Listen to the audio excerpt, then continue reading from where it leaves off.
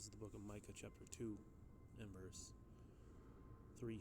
It says, "Therefore, thus saith the Lord, Behold, against this family do I devise an evil, from which ye shall not remove your necks, neither shall ye go haughtily, for this is the time of evil." And before I go any further, I'd like to give all praises, honor, and glory, as always, unto Yahweh, Bahashem Yahushai, Bahashem Rakak Badash, which is the Paleo-Hebrew, the Lashon Kodash, the Holy Tongue, the language used to speak all manner of life into existence for the one true name of the Heavenly Father, being Yahweh, and that of the Messiah, whom the world ignorantly calls Jesus, being Yahushai. Those are the only names in which salvation may be obtained, whether you have been given the Spirit to receive that knowledge or not. I'd like to give double honors unto the elders and the apostles at GMS Great Millstone, who do rule well today. Once again, whether you have been given the Spirit to receive that knowledge or not, and peace, love, blessings, salutations be unto the elect of the nation of Israel, beginning with 144,000 prophets all the way down to the remaining elect of our nation, prophesied to come out of the lies and the deceits of this world and return to the knowledge and the identity of who we truly are, man. Which the world has led us to believe that, you see, our culture is black and brown culture, and we've been diminished to think that we're nothing but a bunch of hood rats and thugs, man. You see, when in fact we fit the context of the curses. You see, we're going through these particular things to identify who we are as the chosen people of the Most High God, man. You see, and as we read here, the Heavenly Father's devised an evil against a particular family which is currently ruling over this earth, man. You see?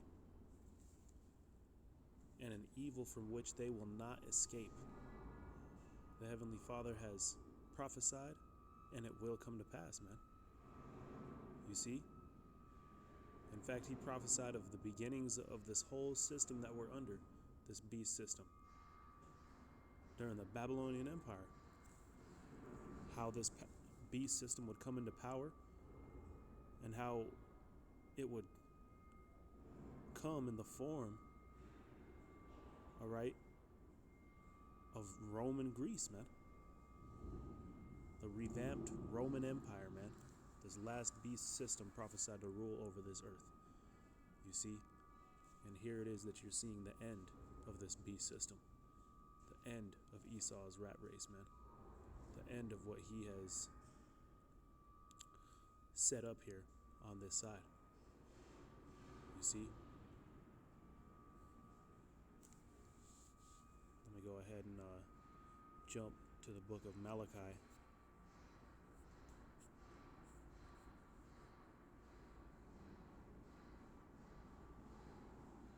This is Malachi chapter 1 and verse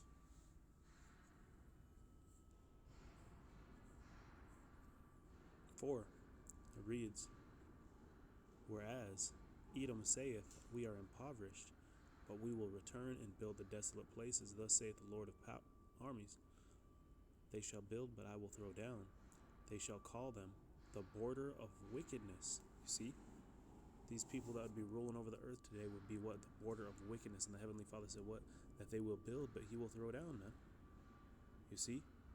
So we're reading the context of how the Heavenly Father is going to tear this place down, man.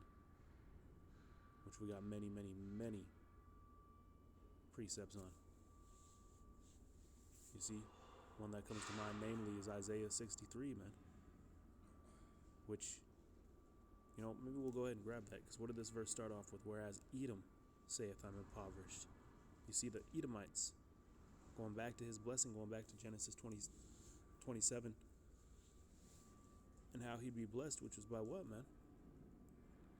By the sword, by the fatness of the earth, and that it will come to pass that he will break the yoke from off his neck, and that he would have his time to rule in this earth, which we're currently living in, man. You see? That's why this is what? The valley of the shadow of death. Because Esau, as we just read here, the border of wickedness is ruling over this earth. Therefore, all manner of life is crying out for salvation, man. And the whole world has been deceived underneath his thumb, as Revelation, the 17th chapter tells us, man. The whole world's been made drunk off of her ways. It says, the people against whom the Lord hath indignation forever, you see? Forever. The Heavenly Father would have indignation against these people, which is why he created them, to fit the part of this last beast system to rule over this earth and cause evils to multiply. You see?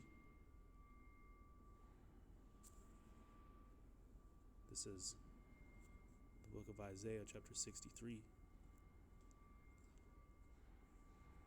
In verse 1, it says, who is this that cometh from Edom? You see? What did it say? He will build, but the Heavenly Father will throw down. What did he say? Again, from Edom. So now he's seeing, Isaiah's prophesying of the downfall of this Edomite system, which would eventually be the last beast system over this earth, prophesied to have its power in its hand, man. Which is why we went on the last lesson. You see, when we go into the book of Daniel and he prophesies of all the beast government systems to rule over this earth during the Babylonian Empire, it oddly ends at the Greco-Roman Empire. And why is that? Well, when you go into Revelation, and as we did in the lesson, it expounds upon it, man. Of how this beast would be wounded during the fall of Rome and yet live, coming back into fruition during the Renaissance era, which the word Renaissance means a rebirth. Rebirth of who? Rebirth of Esau, Edom, man. Rebirth of the Caucasoid rule on the planet Earth. You see?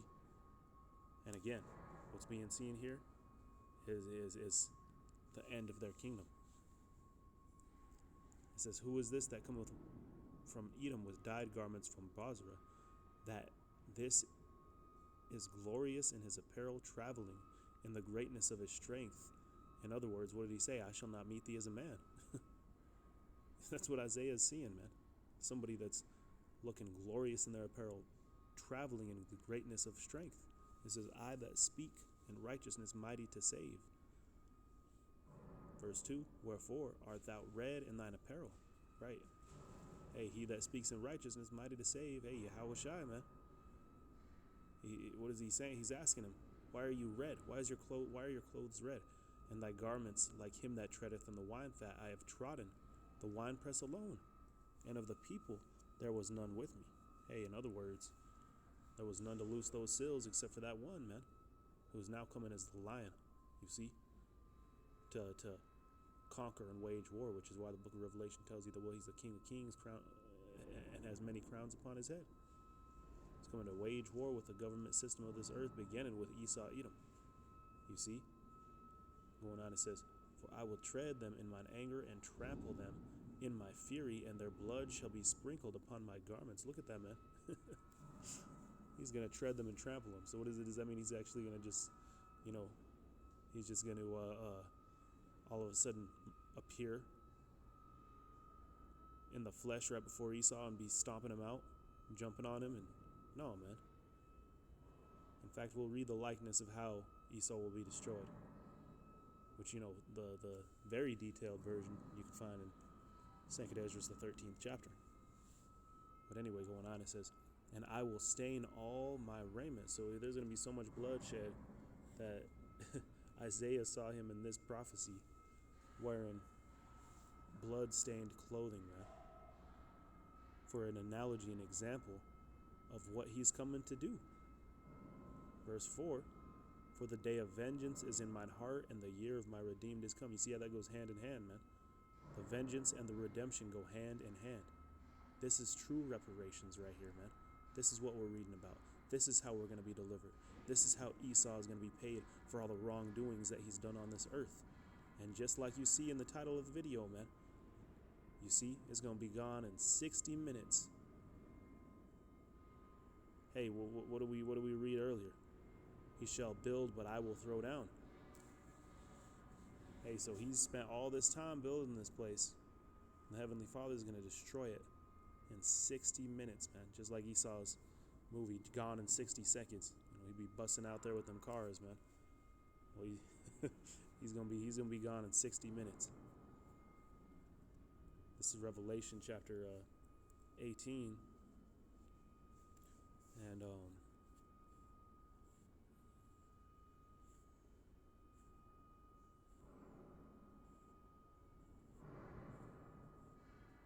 verse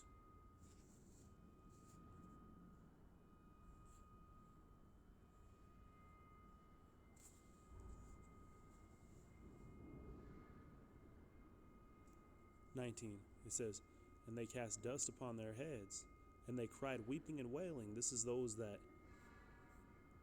are of this world, that are being prophesied here, that John the Revelator seen in his vision, that are weeping, right?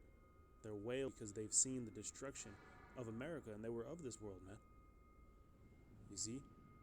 So they're seeing the her that controls this beast system, Esau's current beast system, be destroyed.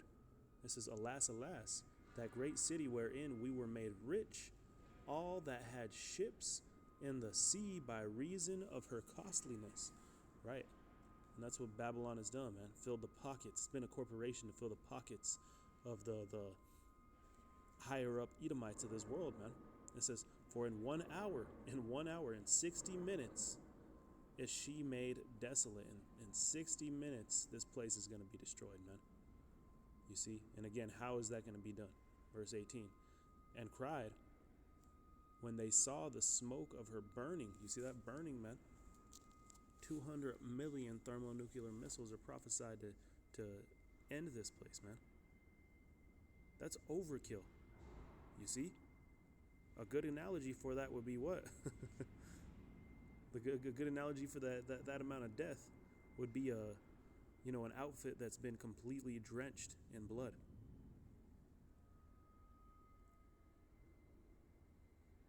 You see, and this is necessary in order to deliver us, man. How could you go deliver a people and leave their oppressor still in a place of power? You see?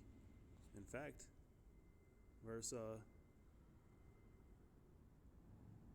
21, it says, and a mighty angel took up a stone like a great millstone and cast it into the sea, saying, thus with violence, hey, he shall build what I will throw down.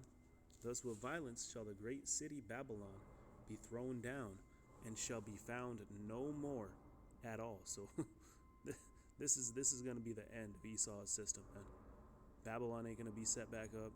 Esau's not going to be set back up. This is his end, man. In fact, we'll end it on this. This is the book of Lamentation.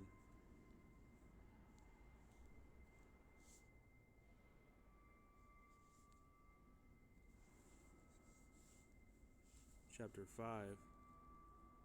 And, Salakia chapter 4. And verse 21, it says, rejoice and be glad, O daughter of Edom, that dwellest in the land of Uz, the cup also shall pass through unto thee. Right? So it's time for us to rejoice and be glad, because the time of our correction, so to speak, is over, man. And now it's the time of Edom's correction, which will begin with his kingdom being destroyed within 60 minutes, man. It says, thou shalt be drunken and shalt make thyself naked. In other words, exposed, man. We're going to see everything this devil's done, man. Everything Esau has tried to cover up. Well, in verse 22 it says, and he's going to pay for it. The punishment of thine iniquity is accomplished, O daughter of Zion. He will no more carry thee away into captivity, right? So how long did Esau, the Caucasoid, think he could get away with the crimes he's done on this earth against humanity, man? Well, here we're reading the end of them. Rejoice. Salakia. It says, he will visit thine iniquity, O daughter of Edom. He will discover thy sins. So now the Heavenly Father is going to visit Esau's sins and forgive us of ours, man. Which is why he gave us Yahushua in the first place. But with that, Lord willing, this edify, man. I'm going to go ahead and close it up. Call Allah Yahweh Ba'Hashem Yahushua Ba'Hashem Rakakwa double honors unto the elders and the apostles at GMS Great Millstone, and peace, love, blessings, salutations unto you, sincere and hopeful members of the hopeful elect out there, man. Doing the best to make the calling of your election sure. May you endure. Shalom.